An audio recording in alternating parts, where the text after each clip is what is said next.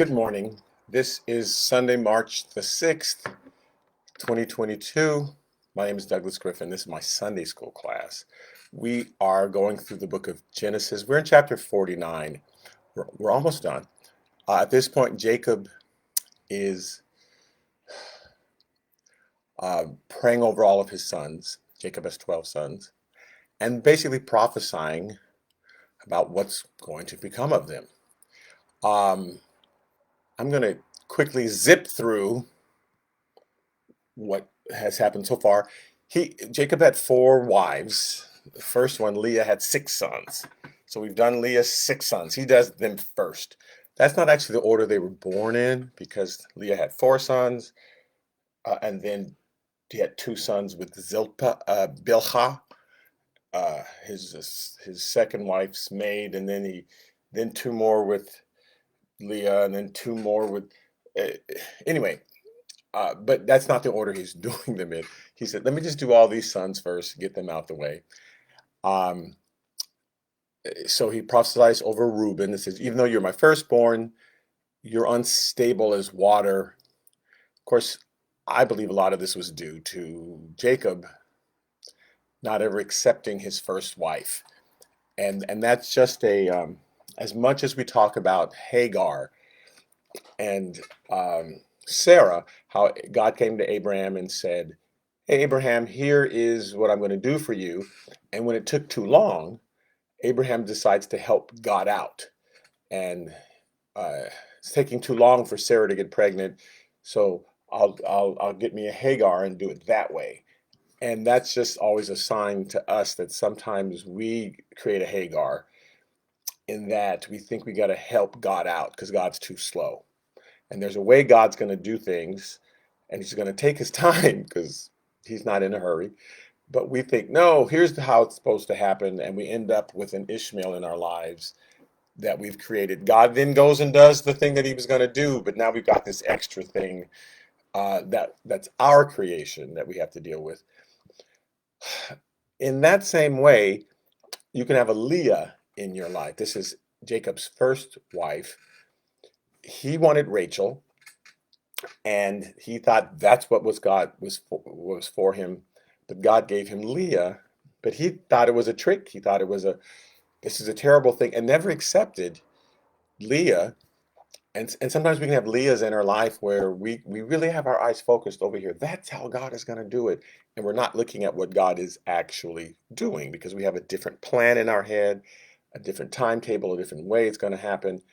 And we're not looking at our actual life. We're just always looking at that thing out there instead of looking at what God is doing. What gifts has he given you? What talents do you have? What do you end up doing most of the time?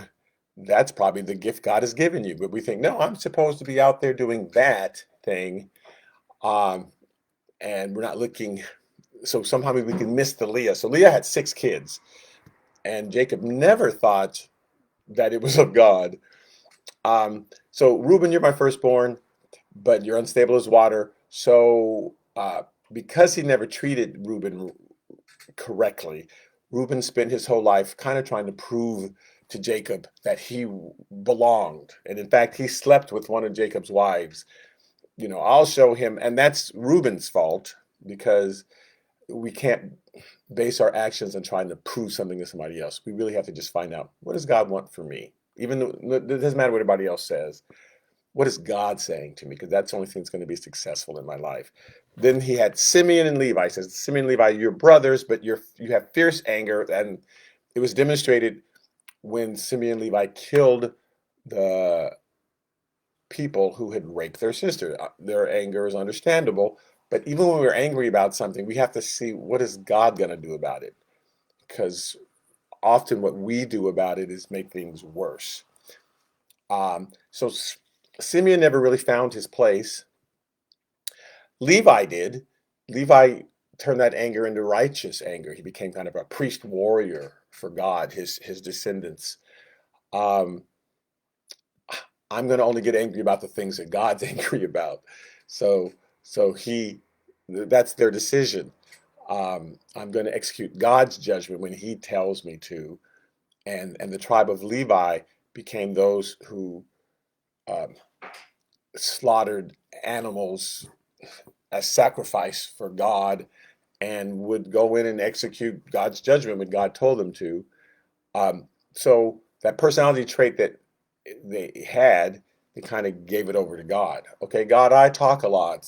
I always get in trouble in class for all my report cards said, Douglas talks so much. He's a great student, but he talks so much. So how can I use that for God as opposed to, let me try to stop talking? No, let me just figure out why I have this gift that some might consider a curse, but God gave it to me, so what's it for? And so we have different personality traits. Other people may not understand them, but God gives it to us for a reason. So Levi's anger, uh, God used, but he used it for his purpose. Then there's Judah. Judah, the Messiah came through Judah. When Leah got to her fourth child, she finally relaxed and said, "Okay, I'm going to praise God now." And so a lot of junk was not put on Judah, that would put on the first three brothers, because the first three brothers got it from both sides. The father never liked them, and the mother was always just using them as vengeance against her rival. But Judah, she kind of relaxed. She's like, I've got four kids now. Rachel has zero, so maybe I don't have to be so bitter all the time. Judah proved himself when he sacrificed himself for his brother Benjamin. When his brother Benjamin was captured by Joseph, no one knew it was Joseph. Judah says, "No, let me take his place, and I'll sacrifice my life for him." And the Messiah came through Judah's line, because that's a trait he was going to pass down to his children, the trait of sacrificing for others. Then we talked about Zebulon. Um, Zebulon means to dwell, and and the reason Leah kind of got back into rivalry because after her four kids, Rachel then took her maid and she had two kids. So now it's 4-2. When it was 4-0, she was cool with it. But when it was 4-2, she went, uh-oh, they're starting to catch up. One more basket and they're going to catch up. So she had a fifth kid, but really just again to get back at Rachel to make sure she had a four kid advantage. And he says, now my husband's going to dwell with me. Um, well, Zebulon didn't not really distinguish himself, his descendants, other than when they went into the promised land, he allowed the Canaanites to dwell with them. It says in Judges 1:30, nor did Zebulon drive out the inhabitants of Kitron or the inhabitants of Nahalol. These are great names. So the Canaanites dwelt among them. Uh, so, however, Zebulon interpreted what his function was in the world. That's what he did. I let people dwell with me, and I don't really make a fuss. Then we did Issachar was the last one we did last week, and Issachar he says is a strong donkey, and like he's stubborn. He doesn't get swayed either way. This is the prophecy that the dad prayed over him when Leah had Issachar, her fifth child and her sixth child, because he actually does them out of order. I don't know why he goes 1, 2, 3, 4, 6, 5, but so Issachar was the fifth child. He says, well, she started letting her maid have kids too. So if Rachel's going to let her maid have kids with Jacob, then I'm going to let my maid have, because I'm going to keep an advantage over you. And she says, God has given me my wages, my reward, my payment, because I've given my maid to my husband. I let my husband sleep with my maid. So that's what this is my reward. And so she called his name Issachar, which means reward. So Issachar, though, when he prophesies over him, he says, you're like a donkey. He says, you lie down between two burdens, like you don't get easily swayed either way. And when there became a decision whether to follow Saul or follow David, Saul was the first king, David was the true king that God had picked, Saul was the king that the people picked, David was the king that God picked, and now the tribes of Israel are pulled. They don't know which one should we serve. it says of the sons of Issachar in First Chronicles chapter 12:32, they had understanding of the times to know what Israel ought to do. They, um, they just they didn't allow themselves to get pulled either way. They waited. And some people are that way. We want them to make a decision fast. Come on, come on. But they're waiting until it all makes sense. They don't get swayed just because everybody's in a hurry. And that's kind of what Issachar was. He's like, you're a donkey. You don't get swayed. It says, however, yes, you'll lie down between two burdens and not let them pull you either way. But he says, you're going to bow your shoulder to bear a burden. You're going to pick one and then end up a band of slaves. And sure enough, this is where we ended last week, that when Nadab, the son of Jeroboam, became king, this is in 1 Corinthians chapter 15, when Jeroboam, good morning, Impingo and Susan. So it says that he was really wicked. Nadab was really wicked. So Baasha, who was one of the tribe of Issachar, conspired and killed him. It's like, you're going to bear one burden, you're going to pick a side, and so he conspires and kills him, and then he makes himself king. And so suddenly the tribe of Issachar has a king for a day. Remember that show, Queen for a Day? Okay, so they've got a king, which God never said, I want Issachar to rule.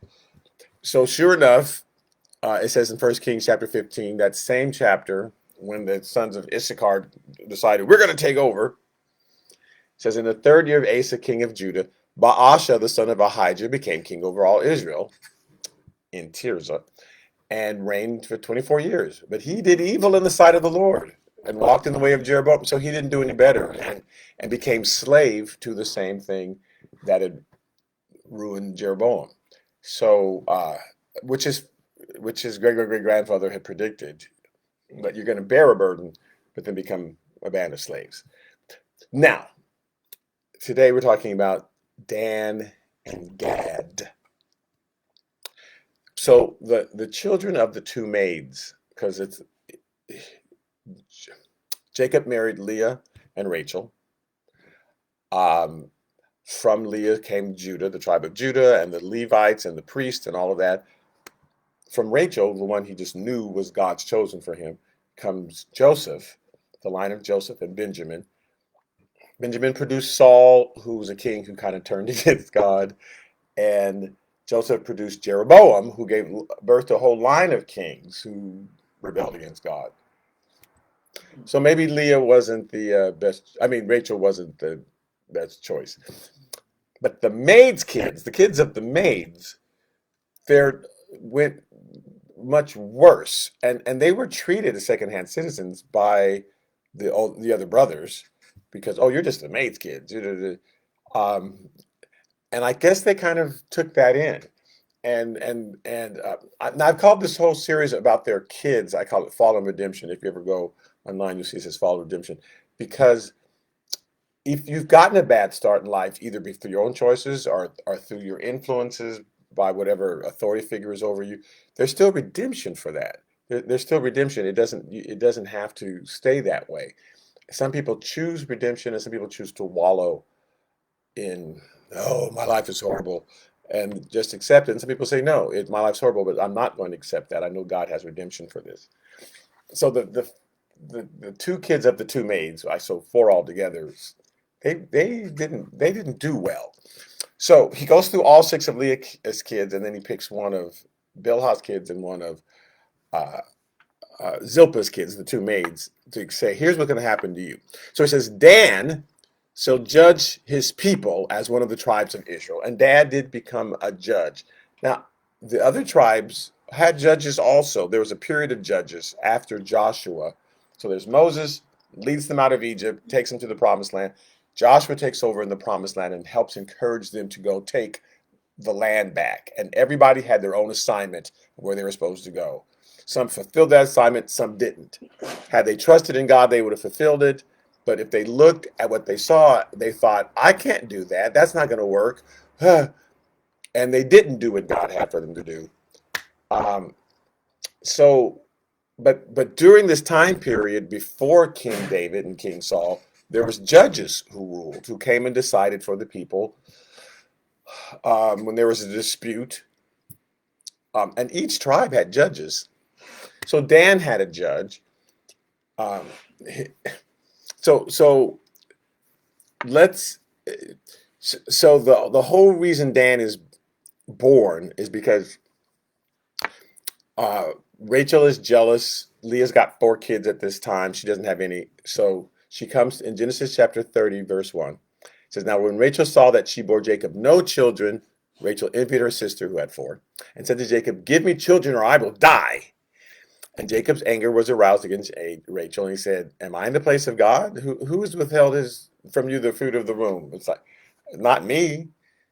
So you need to go to God about this instead of being angry at me. They needed to both take this as a sign.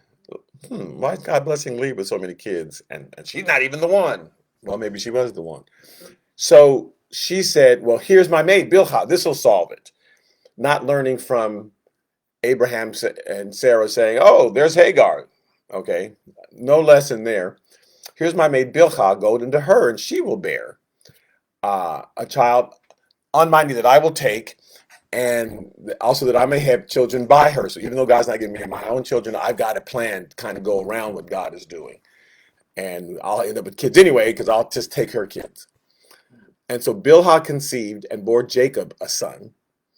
And then Rachel said, ha, God has judged my case. So there, and he has also heard my voice and given me a son. Therefore, she called his name Dan, which means judge. So your judgment, Dan, you are judgment. And that could be good or bad. We're going to see. So he says when Jacob, at the end of his life, prays over Dan, whose name is Judge, he says, Dan, you will judge your people as one of the tribes of Israel. From him came Samson. Samson was a judge. Samson had this crazy life, one of the crazier, I think. In Judges chapter 14, verses 3 and 4, it says, then his father and his mother said to him, is there no woman among the daughters? Oh, I'm sorry. After Samson is born, Samson decides, I'm going to go out and marry a Philistine woman. Now, I don't know. That would be if you were Jewish in a concentration camp and said, I would go out and marry one of the Nazi women. That's just not so like, but those are the people who are oppressing us. Those are people who are attacking us all the time. Why are you going to marry one of them? But something was wrong with Samson. So it says, then his father and mother said to him, is there no woman among the daughters of your brethren or among all the people that you must go and get a wife from the uncircumcised Philistines? Remember, David, several years later, maybe 100 years later, kills Goliath. He's one of the Philistines. The Philistines were tormenting them constantly. So they're like confused. Why would you? That's odd. And Samson said to his father, get her for me, for she pleases me well. Which is all that Samson really cared about, was how his flesh was leading him. I know what God is saying, but it says something here interesting in Judges 14:4. It says, but his father and mother did not know that it was of the Lord, that he, God, was seeking an occasion to move against the Philistines. For at that time, the Philistines had dominion over Israel, so they were dominating them. And here's what he means. His mother and father didn't know that God was going to eventually use this. Not that God was prompting Samson, go marry Philistines.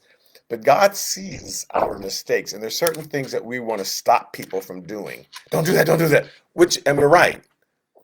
But God's going to allow that to happen because he's going to use it as he could blow. There are things, if God could just blow people up if he wanted to stop something. So he doesn't interfere in that way. He sees what you're going to do for good or bad, and then he knows how to use that for his ultimate purpose. So his parents were upset, not knowing this was going to be one of the ways that God was going to use Samson's craziness, actually, to help him defeat the Philistines. It's going to be part of his attack on the Philistines, God's attack. There's a similar thing said in Exodus chapter 7, verse 4. It says, but when God talks to Moses and says, I want you to send down there and I want you to tell Pharaoh what to do and to let my people go, he tells him in verse 4, but Pharaoh will not heed you, because God's already seen what everybody's going to do. He will not heed you, so that I may lay my hand on Egypt and bring my enemies I mean, my armies and my people, the children of Israel, out of the land of Egypt by great judgments. He's not going to listen to you. Not that God is going to make him not listen to you, but I can see that when I go and say, hey, when I send you to say and do the right thing, that something's wrong with this person and they're going to do the wrong thing. Because that there's certain people, you know, don't go, you can, well, Adam and Eve, you can eat of every tree, don't eat of that tree. And that's the very tree they're going to want to run to, because some people love doing the thing they're not supposed to do. This is going to be Pharaoh. He's going to do that thing. And it's okay, because it'll be my excuse to bring my judgments.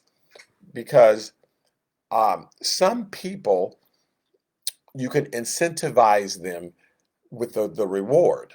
You go to the dentist when you're a little kid and they show you these beautiful smiling teeth, you know, these people, and it says, do you brush your teeth every day and you take care of your teeth? Look at that beautiful smile you have. And for some people, that's incentive. Like, yeah, I want that reward. For some people, they think, no big deal. So, so then they show you the chart of that mouth that has worms in it or something, that horrible, hideous mouth of somebody who, I guess, never brushed their teeth their whole life or something. And they say, okay, then maybe this will incentivize you to do the right thing. So God always offers blessings first, but he says, okay, so here's the judgment that will come if you do the wrong thing. So whichever incentivizes you, that's fine. But I'm trying to steer you to doing the right thing. The dentist is saying, if you brush your teeth, this is the reward, but if you don't, this is the punishment. So, and again, the punishment you're bringing on yourself. It's not like the dentist shows up in your room late at night and puts brown on your teeth. This is what you'll be bringing on yourself. And so God's saying, Pharaoh's going to say nope, and I'm going to use that so that I can bring Egypt out by my great judgment, so that they need to see that there is punishment, and some people need to see that. And I've said this often when I was first going to teacher school. They said you need to show consequences early on for wrong, so kids know, oh, this person brings consequences. Because some people need that. Some kids, they just want to do right because, oh, I want an A. Other kids, you have to get them to do the right thing by saying, and here's a consequence if you don't do it.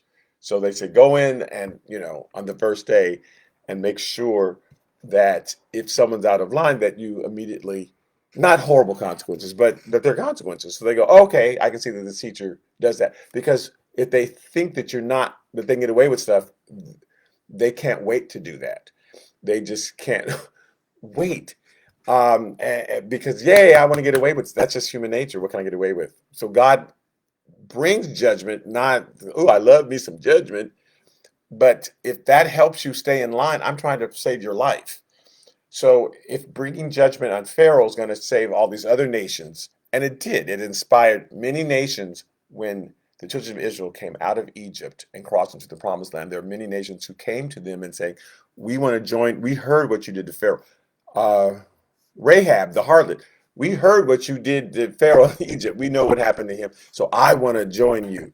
The Gibeon people who lied and said, we're not from around here, we're from way over there, and they were right from next door, but they lied because we wanted to be part of you. So if it is going to help a bunch of people, and I've always told the story how on the first day of rehearsals when I was teaching high school, I would say, I would like to thank the person who's going to do something stupid. It's going to be a boy, because boys are stupid at this age. I want to thank you in advance because I'm going to kick you out. But what it's going to do after you, that stupid thing that I told you not to do, now I won't have any more trouble, because people will oh, I don't want to get kicked out. So thank you in advance, whoever you are, stupid person who's going to do something stupid. Now, I'm saying this hoping that will incentivize them not to do something stupid. Oh, no, I don't want to get kicked out. But someone invariably did something stupid. Why? What's wrong with boys at that age? So, but they put the fear of Doug into the rest of the students. So God's saying, okay, I'm going to use your stupid thing because it's going to help other people. So he's telling, he says, hey, parents, don't stop Samson. And the writer of the book of Justice says the parents didn't know that's all the stupid stuff Samson's about to do. God was going to use that to bring judgment against the Philistines, just like he used on Pharaoh. So, as we know, Samson, who's a judge, he went after this Philistine wife. She betrayed him on their wedding night to all these other men. He got mad and killed all the men because they told you not to marry her. Then he went and after a harlot, and they tried to come after him in the next chapter. And then the next chapter, he marries Delilah. Great, excellent choices all along. And she betrays him. And then the Philistines take him and poke out his eyes. All this while, he's a judge in Israel, by the way. He's a judge. So the father didn't say, you're going to be one of the good judges. He just says, oh, your name is judge? Well, you're going to judge in Israel. So he did. Samson was a judge in Israel. But God still used it. Thank God God can use our stupidness even.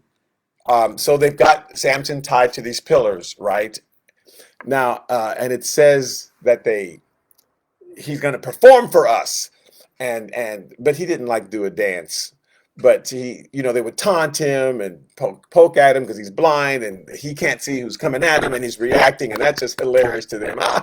He doesn't know who's punching him. This is so funny. In Judges 18, verse 30, it says, then Samson says to God, let me die with the Philistines. And he pushed with all his might, and the temple fell on the lords and all the people who were in it. And there are people who were on the roof, there are people all around. Samson pulls down all of his strength, and he judged them. He judged the Philistines. He certainly was a judge. He brought judgment on them, which was his name. He killed all people who were in it. So the dead that he killed, it says, at his death were more than he had killed in his life. So, fine. If you're going to be crazy and keep making horrible choices, we don't thwart God's plan.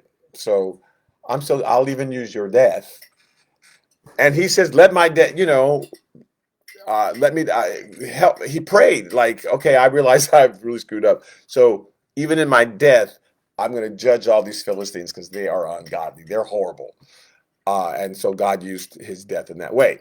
So the father says, you're going to be judge. You're going to be judgment to your people, or a judge among the tribes of Israel. He didn't actually say bring judgment to your people, because he actually brought judgment to the Philistines. But he says in Genesis 49, verse 17, but Dan will be a serpent, by the way. Now, that's not a good thing. Everybody knew the story of Adam and Eve and knew that if somebody's saying you're a serpent, not a good thing.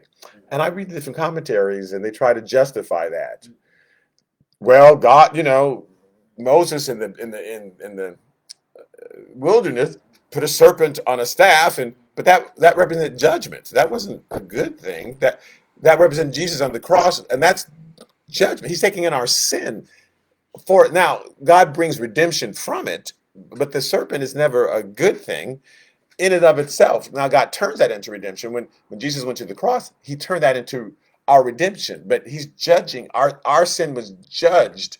And when God sent serpents among them to kill them, and then they had to face their sin, they had to look at their sin. He said, put a serpent on a staff, Moses, so people can face their sin and confess their sin and see their sin, because that's the only way we're going to get salvation, is to go, wow, I'm really missing it.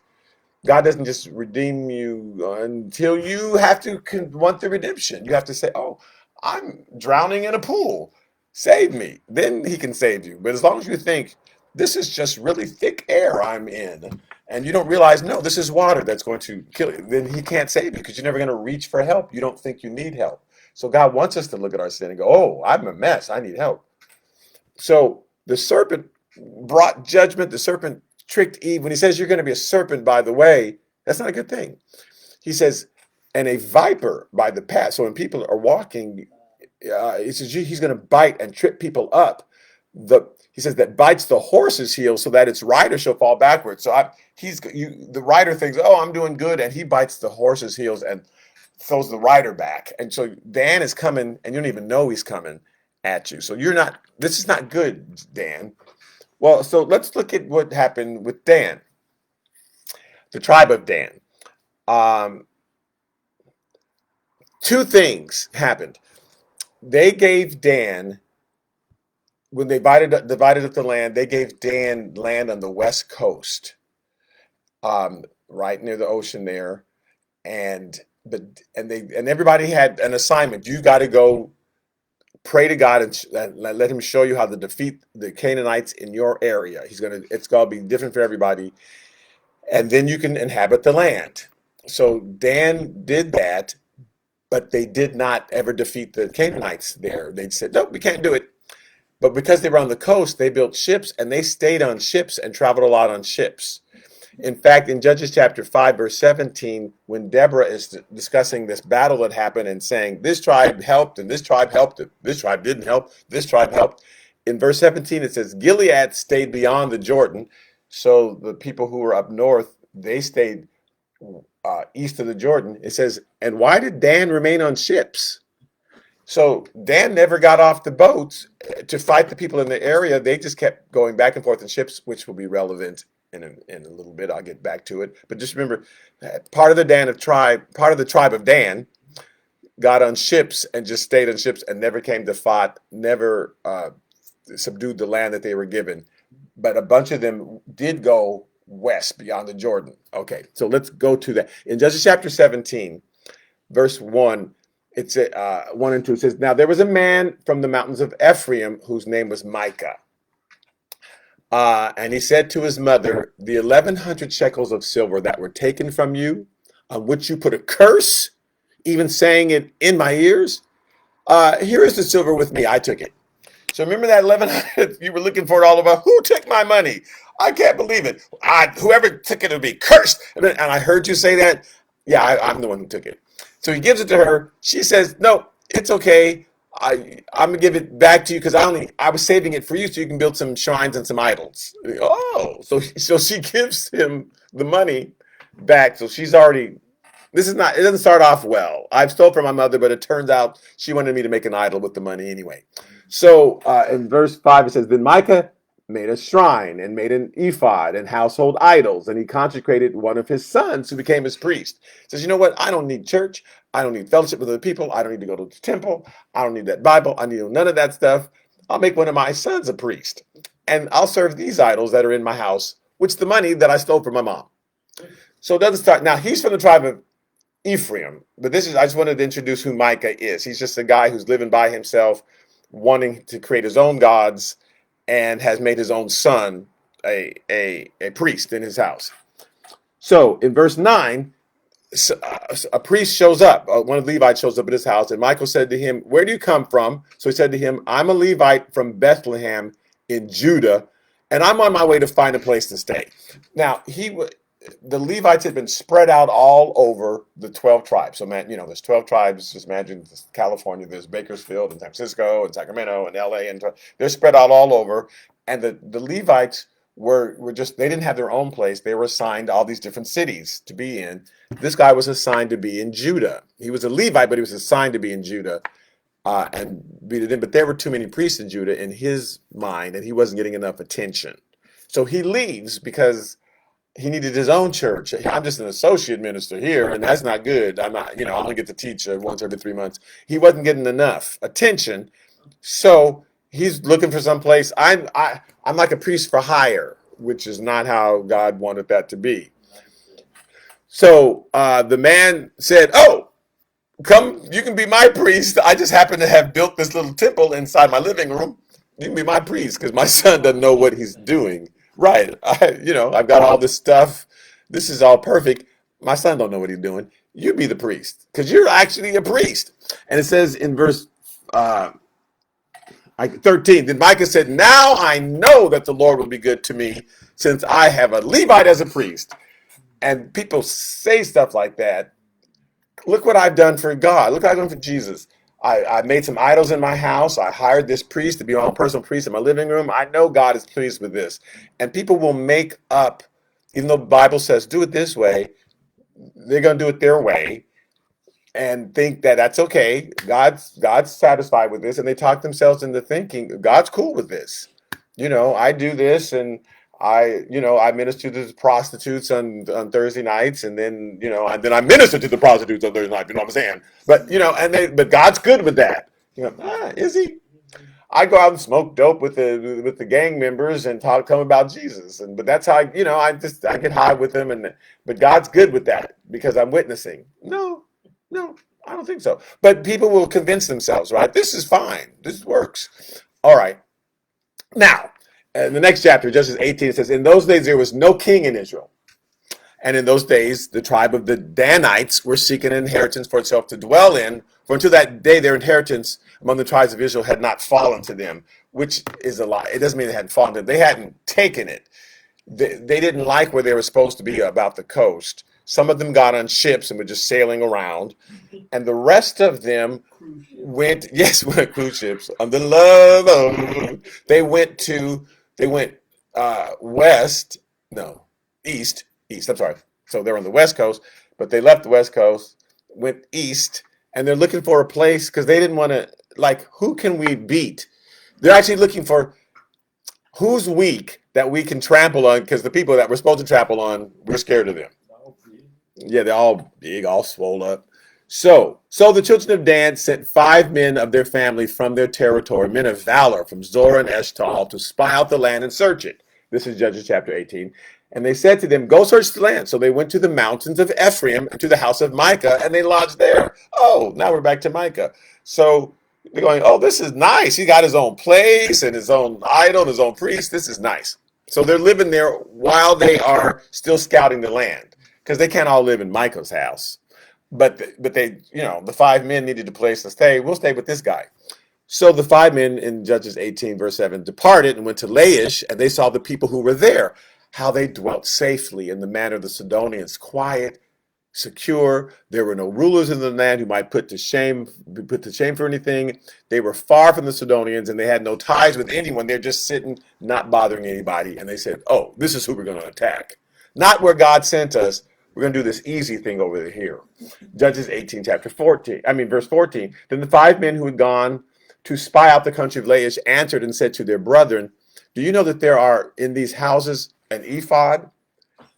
There is household idols. There's a carved image and a molded image. Did you know that? Now, therefore, consider what you should do, because this guy we were staying with, he's got a whole temple set up in his house. So what should we do about that? Judges chapter 18, verse 18 and 19. So when these went into Micah's house and they took the carved image, the ephod, the household idols, and the molded image, the priest said to them, what are you doing? And they said, be quiet, put your hand over your mouth, come with us, be a father and a priest to us. Is it better for you to be a priest to the household of one man, or that you should be a priest to a tribe and a family in Israel? And said, oh, well, that's what I was looking for my own church anyway. This is great, because in this little small storefront living room here, what can I do? I take up tithes and offerings. There's only this one guy. So yeah, I'll be a priest to all of you guys.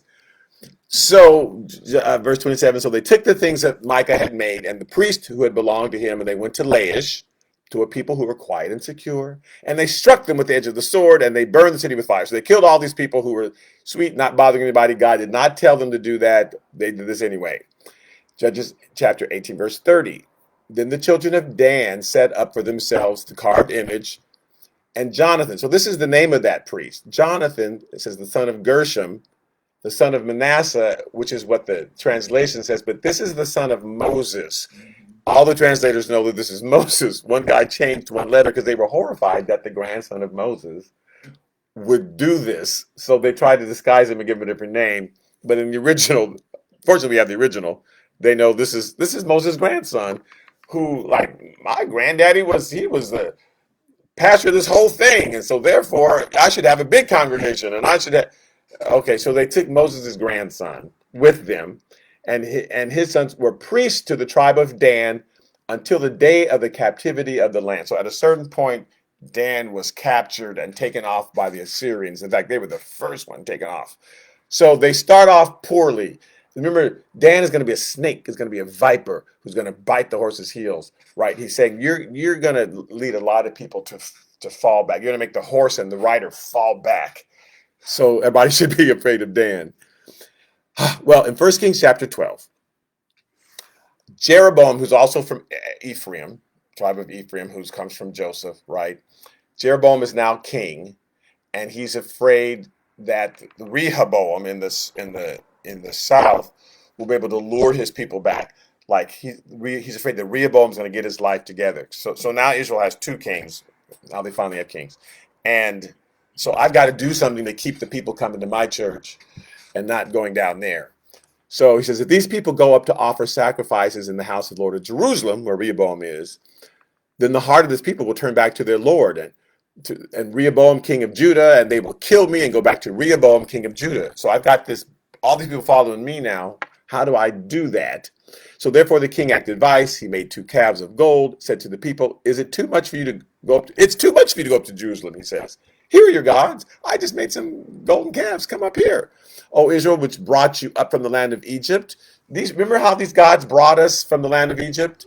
These golden calves?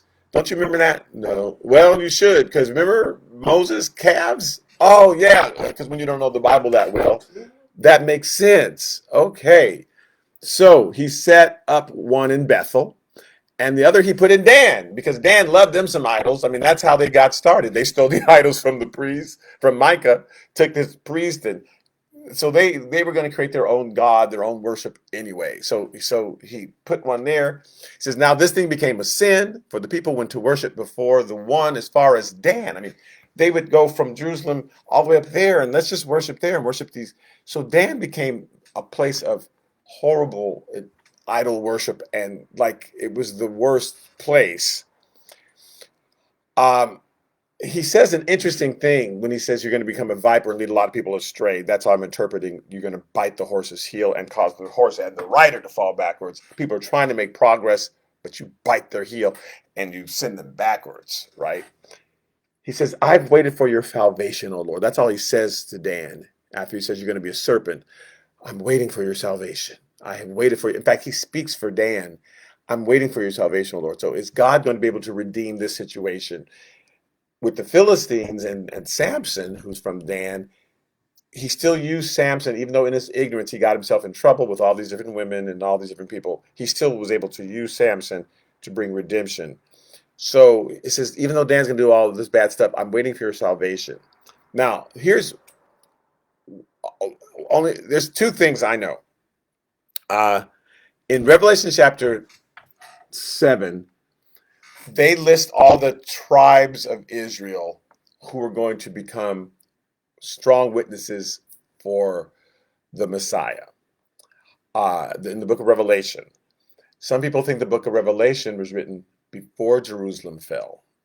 Jerusalem fell in 70 AD, and that all the events in the book of Revelation is talking about what's about to happen in Jerusalem, because the book of Revelation talks about Jerusalem the whole time and all the bad stuff that's going to happen to Jerusalem.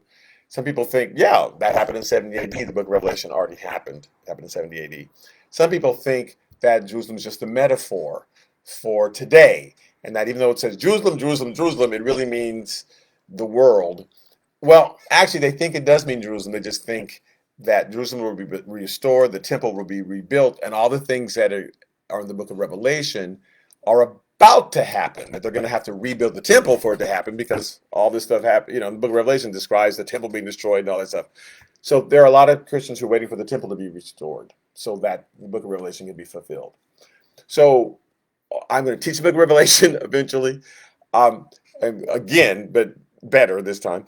And we'll look at it in both ways. But here's something interesting: whether it's before or after, they list all the tribes. They do not list the tribe of Dan. In Revelation chapter 7, verse 4 says, I heard the number of those who were sealed. 144,000 of all the tribes of the children of Israel were sealed. And they list of the tribe of Reuben, Simeon, Levi, Judah, Joseph, Manasseh. Now they don't, instead of saying Ephraim, they say Joseph, which is interesting. And they don't say Dan at all. So some people think that at this point, that Dan had just been carried off into so much idolatry that they just were kind of eliminated. They won't be able to, if you're from the tribe of Dan, you won't be able to participate when all this stuff happens, because they're just be too far gone. Because it's odd that the tribe of Dan is not mentioned in the book of Revelation. But it says, I wait for your salvation, O Lord. Now, don't forget that the Danites were on ship, that a few of them did go, but they were on ships. They were always on ships. And that's why Deborah complained. Why are they still on those ships? And some people can trace those Danites who were on ships who sailed to Europe. I mean, you can trace them. The tribe of Dan who sailed to Europe, they left what they called waymarks and began to name a lot of things after themselves. They became the Danish people. We call them the Danish. We say Danish people. They were, or the Danes, and there's the Danube, and there's a whole bunch of areas that this tribe came and showed up and just started naming things Dan this, Dan that, and they left their Danmark, which is Denmark, and they can kind of trace them. And so although the tribe of Dan doesn't exist in the book of Revelation, some people think that they are going to see their salvation because they did go to Europe and migrated, and it's interesting migration into England, etc., of the tribe of Dan, who they think they left the way for the lost tribes of Israel. Also, when they left Assyria, the 9 of those tribes never went back.